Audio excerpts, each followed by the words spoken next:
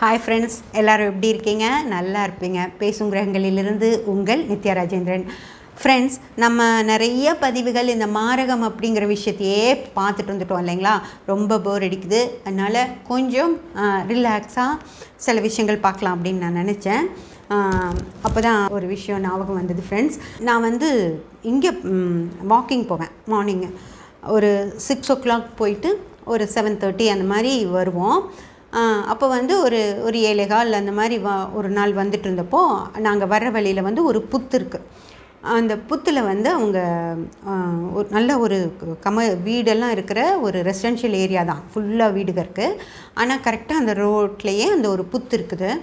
அந்த புத்தில் ஒரு husband and wife clean பண்ணி, புல்லெல்லாம் இருந்தது சுற்றி, அதெல்லாம் க்ளீன் பண்ணிவிட்டு சுத்தப்படுத்தி அந்த புத்தை சுற்றி கும்பிடுற மாதிரி ஃபுல்லாக க்ளீன் பண்ணி, அங்கே இந்த மஞ்சள் குங்குமம் எல்லாம் தூவி அந்த இதெல்லாம் கட்டுவாங்க இல்லைங்களா, மஞ்சள் நூல் எல்லா பக்கமும் இப்படி கட்டி விடுவாங்க, அந்த பூஜை பண்ணுற மாதிரி கட்டி, அதில் பூக்கள் ஃபுல்லாக கட்டின பூக்களும் எடுத்துகிட்டு போட்டிருந்தாங்க. அப்புறம் இந்த தூவுவோம் இல்லையா, அரளிப்பூக்கள் அதெல்லாமே தூவி பார்க்குறக்கே அந்த கோயில் மாதிரி இருந்துச்சு.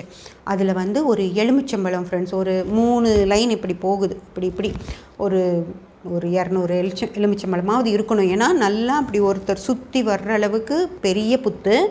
அந்த புத்துக்கு இப்படி 2-3 லைன் இப்படி போடணும் அப்படின்னா ஒரு 200 எலுமிச்சம்பழமாவது கண்டிப்பாக இருக்கணும்.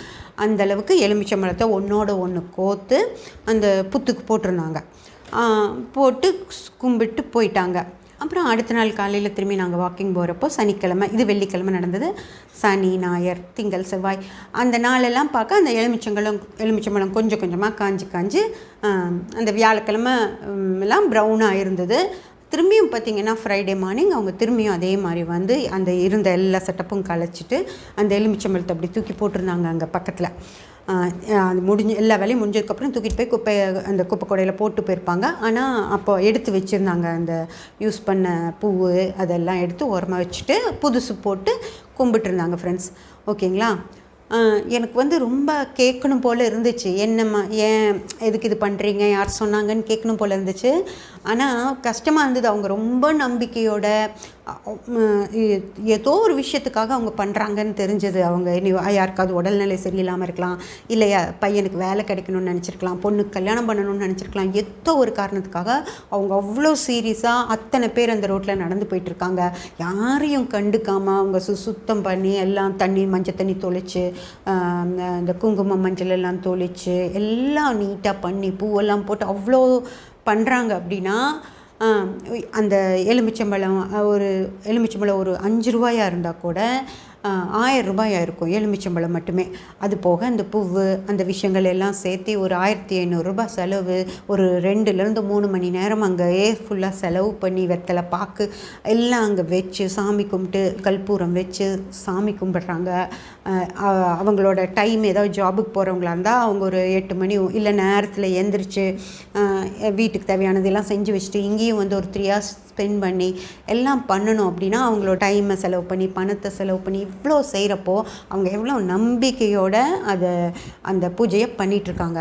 அப்போ போய் நீங்கள் எதுக்கு பண்ணுறீங்க, ஏன் பண்ணுறீங்கன்னெல்லாம் கேட்டுக்கிட்டு இருந்தால் நல்லா இருக்காதுன்றதுனால நான் எதுவுமே கேட்கல. ஆனால் 7 வாரம் அவங்க அதை பண்ணாங்க ஃப்ரெண்ட்ஸ். ஒவ்வொரு நாளும் நான் பார்த்துக்கிட்டே இருந்தேன். 7 வாரமும் அவ்வளோ நம்பிக்கையோடையும் பண்ணிகிட்டு இருந்தாங்க. அப்போது சரி, மனசுக்கு எனக்கு தோணலை எதுக்கு பண்ணுறீங்கன்னு கேட்குறக்கு வந்துட்டேன். ஆனால் இது நான் பார்த்து கொஞ்ச நாள் ஆச்சு, ஒரு 3 months 4 months இருக்கும். அதுக்கப்புறமா ஃப்ரெண்ட்ஸ், என் வீட்டுக்கு ஒருத்தங்க வந்தாங்க. எங்கள் வீட்டுக்கு, அதாவது நாங்கள் ஒரு 2 பேர் வெளியே நின்று பேசிக்கிட்டு இருக்கோம். கரெக்டாக ஒரு லேடி வந்தாங்க, ஆக்டிவா ஸ்கூட்டரில் வந்தாங்க. வண்டியை பூட்டி சாவியை பேக்கில் போட்டுட்டு வந்தாங்க. டக்குன்னு பார்த்தா ஏதோ ஒரு ஆஃபீஸில் ஒர்க் பண்ணுறவங்க மாதிரி இருந்தாங்க. ரொம்ப பகட்டான புடவை இல்லை, ஆனாலும் ஒரு நீட்டான ஒரு நல்ல காட்டன் சாரீ கட்டியிருந்தாங்க. தலை குளித்து ஃப்ரெஷ்ஷாக குளித்து தலை சீவி அது நல்லா பொட்டு வச்சு பூ வச்சு நல்லா ஒரு வெளியே போனால் எப்படி போவோமோ அந்த மாதிரி நீட்டாக இருந்தாங்க. மேடம், நாங்கள் சுமங்கலி பூஜை வச்சுருக்கோம், நீங்கள் கொஞ்சம் அரிசி கொடுக்க முடியுமான்னு கேட்டாங்க. அவங்கள பார்த்தா அரிசி வாங்க முடியாது அவங்க மாதிரியோ, இல்லை ஒருத்தர்கிட்ட கேட்டு வாங்கிட்டு போய் தான் செய்யணுங்கிற மாதிரியோ இல்லை. வாங்கன்னு கூப்பிட்டு உள்ளே உட்கார வச்சு பேசுகிறோம் அந்த மாதிரி இருக்காங்க. ஒரு டீச்சர்னு வச்சுக்கலாம், இல்லை ஒரு ஏதோ ஒரு ஒரு ஆஃபீஸில் ஒரு அக்கௌண்டண்ட்டாக இருப்பாங்க, அப்படி வச்சுக்கலாம். அந்த மாதிரி ரொம்ப நல்லா இருந்தாங்க.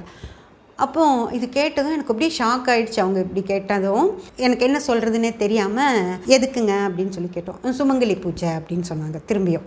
சரி, இனி அவங்க அதான் சொல்கிறாங்க, அதுக்கு மேலே ஒன்றும் சொல்லலை. சரின்னு சொல்லிட்டு நான் போய் வீட்டில் போய் நல்லா ஒரு 1/2 kg இருக்கும் அந்த மாதிரி அரிசி கொண்டு வந்து கொடுத்தா, ரொம்ப சந்தோஷங்கன்னு சொல்லி வாங்கிட்டு தேங்க்ஸ்ன்னு சொல்லிட்டு அப்படியே எங்கள் பக்கத்து வீட்டுக்கு போனாங்க. அவங்களையும் கூப்பிட்டு அவங்களும் அப்படி தான் ஆச்சரியம் ஆகிட்டு அவங்க கேட்டதுக்காக அது கொடுத்துட்டு அவங்க அடுத்த வீட்டுக்கு போனதும் அவங்க பக்கத்து வீட்டுக்காரங்க வந்து, ஏங்க எதுக்கு வாங்குறாங்க அப்படின்னு கேட்டாங்க.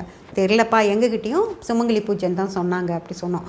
அப்படியே போய் எங்கள் ஸ்ட்ரீட் முழுக்க இப்படி கொஞ்சம் தூரம் போயிட்டு திரும்பியும் ஆப்போசிட் சைடில் வாங்கிட்டு வந்து ஸ்கூட்டர் எடுக்க வரேன். அப்போ என்னால் அதை கிளியர் பண்ணிக்காமல் இருக்கவே முடியலன்னு சொல்லிட்டு, எங்கள் சுமங்கலி பூஜை செய்கிறதுக்கு அரிசியை வாங்கி செய்யணும்னு இல்லை, ஏன் இப்படி செய்கிறீங்க அப்படின்னு சொல்லி கேட்டதுக்கப்புறம் அவங்க சொன்னாங்க, இல்லைம்மா என் ஹஸ்பண்டுக்கு வந்து கால் வலி, ரொம்ப வலி, சுகர் வந்துருச்சு, சுகர் வந்து 400க்கு மேலே இருக்குது, அவருக்கு கால் சுண்டு விரலை வேற எடுத்திருக்கோம், டாக்டர்ஸ் வந்து இன்னும் அடுத்த விரலும் எடுக்கணுன்றாங்க. அதுக்கு நான் வந்து ஜோதிடர்கிட்ட போய் பேசினப்போ அவங்க வந்து இந்த மாதிரி ஒரு எல்லாத்துக்கிட்டையும் வாங்கி எல்லா வீட்லேயும் போய் கேட்டு வாங்கிட்டு வந்து அதில் பொங்கல் வைங்க, அது பொங்கல் வச்சு சாமிக்கு படைச்சி அதை அவருக்கு கொடுக்கணும் அப்படின்னு ஒரு விதை சொல்லியிருக்காங்க. ஏதோ ஒன்று அவங்களுக்கு சொல்லியிருக்காங்க. அதை கேட்டுட்டு அந்த பொண்ணு அப்படி செய்கிறாங்க. அப்புறம் நான் கேட்டேன், எங்க படித்தவங்களா இருக்கீங்க, நீங்கள் எப்படி இதுக்கு ஒத்துக்கிட்டீங்க அப்படின்னு. இல்லைம்மா, எனக்கு ஏதோ ஒன்று நடக்கணும், அவருக்கு நல்லாகணும், அதனால நான் வந்து இந்த மாதிரி செய்கிறேன் அப்படின்னு சொல்லி சொன்னாங்க. அப்போ தான் தோணுச்சு, இது என்ன பரிகாரம்னு சொல்லி இது சொல்கிறது, நம்பிக்கையோடு செய்கிறது தான். ஒரு விஷயத்தை நம்பிக்கையோடு செஞ்சால் கண்டிப்பாக அது நல்லபடியாக தான் நடக்கும், நான் இல்லைன்னு சொல்லலை.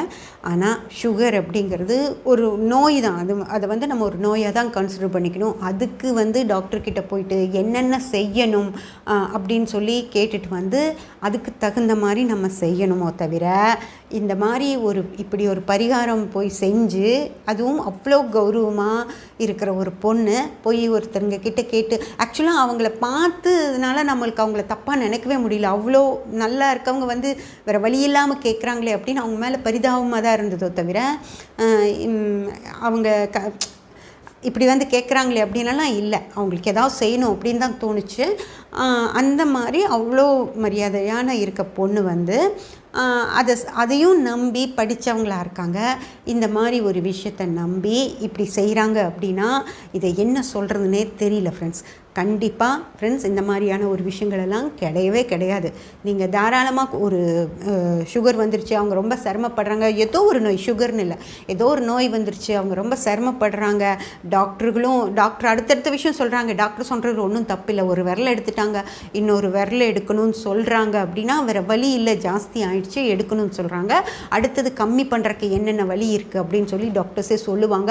அப்படி அவங்க அவ்வளோ மருந்தெல்லாம் உங்களுக்கு சாப்பிட்றதுக்கு இஷ்டம் இல்லை அப்படின்னா, நீங்கள் போய் மருந்து சாப்பிடாமல் எப்படி சுகரை கண்ட்ரோல் பண்ணுறது அப்படிங்கிற விஷயங்கள்லாம் நிறைய சொல்கிறாங்க இல்லைங்களா. இப்போது அந்த மாதிரியெல்லாம் விஷயங்கள் எடுத்துகிட்டு அந்த சுகருங்கிற இதுக்குள்ளேயே போகாமல் அந்த மாதிரி ஃபுட் எடுத்துகிட்டு எப்படியா டயட் பண்ணியாவது நீங்கள் குறைக்க பார்க்கணுமோ தவிர, இந்த மாதிரி ஒரு பரிகாரம் இப்படி இருக்குது அப்படின்னு எல்லாம் சொல்கிறது இது